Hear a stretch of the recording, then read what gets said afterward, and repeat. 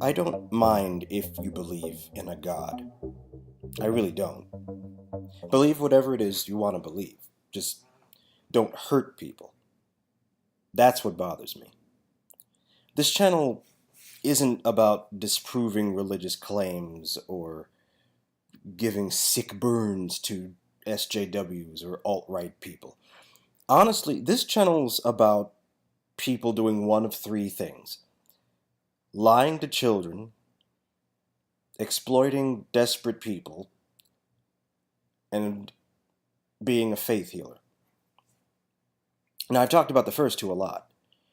I talked about how I hate what this country does to children, what America does to its PTSD-ridden veterans, how the fringe political ideologues take advantage of people's fears and anger, turning it into hatred and death.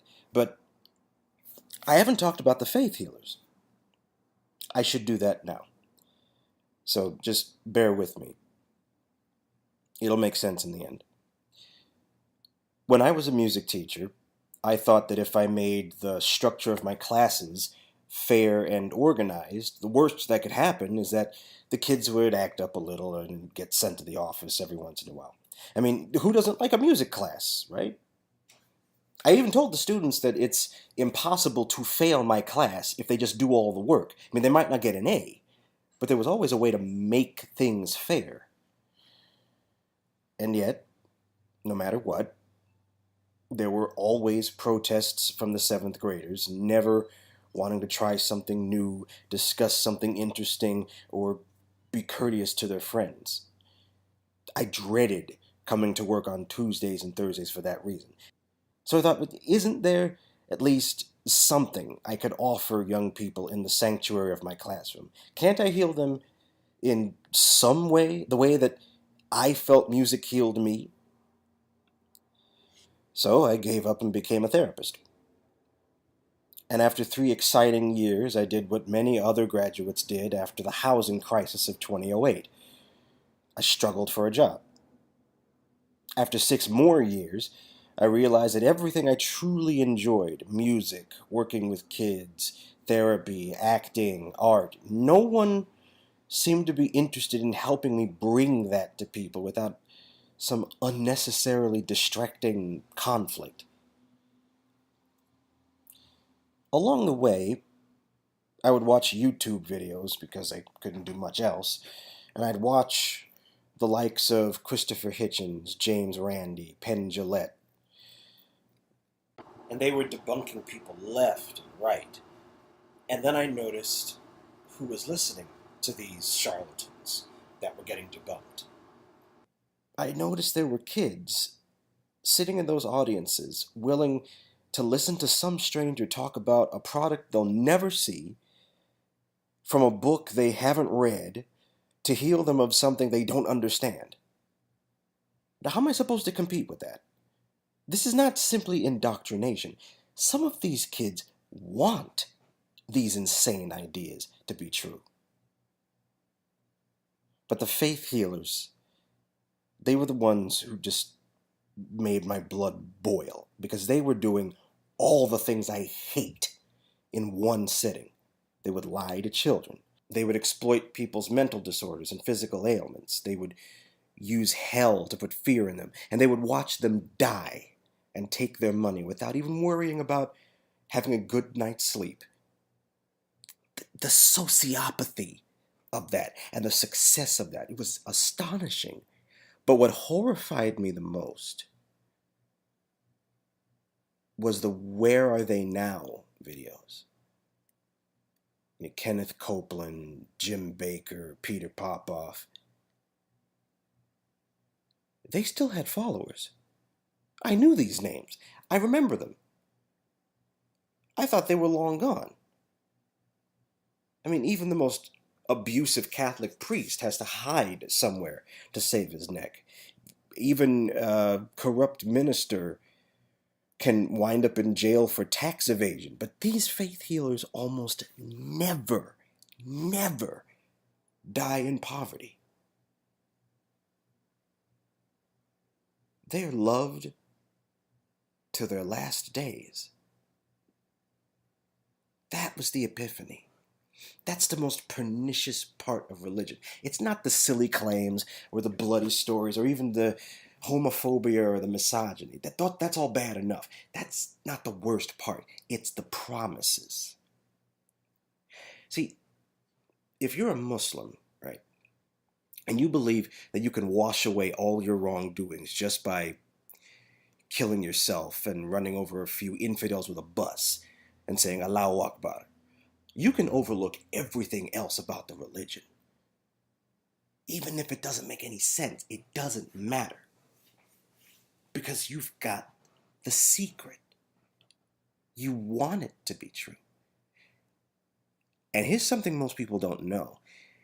If you believe that you can help dozens of family members, 70 to be exact, based on the hadiths, to get to paradise, if you commit jihad, well, you'll commit some jihad right away. That's the dangerous part of Islam people don't usually mention. That's the mentality that these charlatans and fanatics love to use. The faith healers want people to feel that they can help a sinful family member or a sick loved one when no one else can. The psychics, they want people to feel that they can talk to their dead relatives just one more time. And if you're a kid surrounded by poverty, drugs, violence in the home, why would you listen to any authority other than that? Why would you listen to some music teacher or a therapist or a performer if they can't make daddy stop hitting mommy? If they can't promise that people could see their dead grandma again? If they can't stop someone from feeling hungry that night? If they can't make sure that, you don't go to hell for all the ugly things that someone says or thinks or does?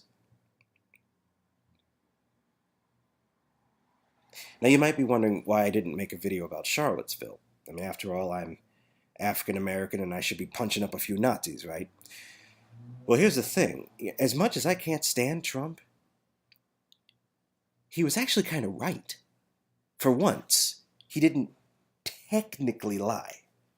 There was some violence that happened on the part of the fringe left. Not all of them, not even most of them, but some did start fighting the alt-right lunatics. And the Dems were also correct that the alt-right broke the free speech boundaries and yelled all these violent threats against Jews and people of color. There really were many sides. People have admitted to it. But that's the thing. This sudden nuance that Trump seems to have and this desire to quote-unquote get the facts before making a statement, that was alarming. I mean, he attacks citizens, companies, whole countries, willy-nilly, with the subtlety of a sledgehammer. But as soon as the Nazis and KKK show up, all of a sudden, he's measured and careful. This guy doesn't simply want to keep the support of the crazy alt-right. That's scary, but that's not all. He wants to keep their support because he knows he needs them in 2020. He cares more about keeping a job than about distancing himself from the most corrupted, racist people in the country. He's worse than a KKK supporter, people. He's a fraudulent KKK supporter. Do you hear me?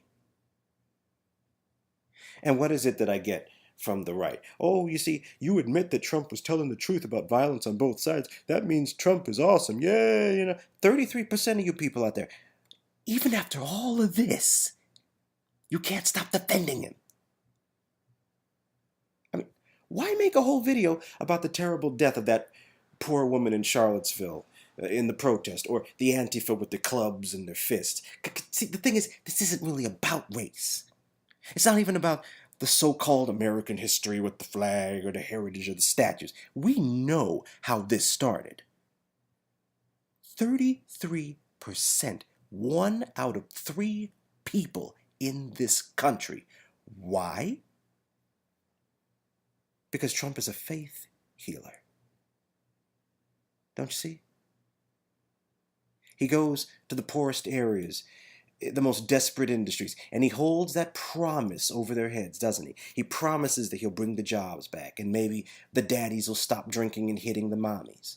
He promises to keep this a Christian nation somehow so that they can go to heaven and see their dead grandmas again. He promises that the 1 out of 6 American kids won't feel hungry tonight. He promises to stop the PC culture so that they won't feel punished for the ugly things they think and say and do. Does that sound familiar? Snake oil salesman. Faith healer. He's doing things exactly by the book. He's not a plague. Trump isn't a disease. He's the symptom. He's what happens when we don't reach out to each other. He's what happens when affluent people, left and right, have the privilege of turning their backs on the less fortunate just because they sound different when they talk or because they don't have a college degree. We ignored the pain of our heartland. And now, the lifelines of our nation are choked and strained. Our country is having a health crisis. And the faith healers in Washington, oh, they are more than happy to offer you their latest medicine. So no, I don't mind people believing in some spooky, invisible creature who cares about us. I mean, at least that's a claim you can dispute with some logic. No. See, my war, my fight, my secular jihad, if you will, is with the people who use these insidious media tricks and propaganda to manipulate people who I could otherwise help with some treatment. My fight is with the people who make our minds addled and abused. I will fight it by trying to work for a neurobehavioral center for people with profound depression, anxiety. I will fight it by trying to be an outreach agent that offers evidence-based treatment to those who are afraid to rejoin the outside world. I will fight with my words, my ideas. And I will fight the insecurity and anger inside myself. What my past caused me. I mean, these students, these employers, they didn't know. They couldn't know. And I took it so personally. I was scared that I would spend my life being helpless and bitter against a sick world. But my life expectancy is only half over. I still have a chance. I'm not helpless. I will not let the faith healers win. And I certainly don't need faith to make my world better. And neither do you. Thanks for listening.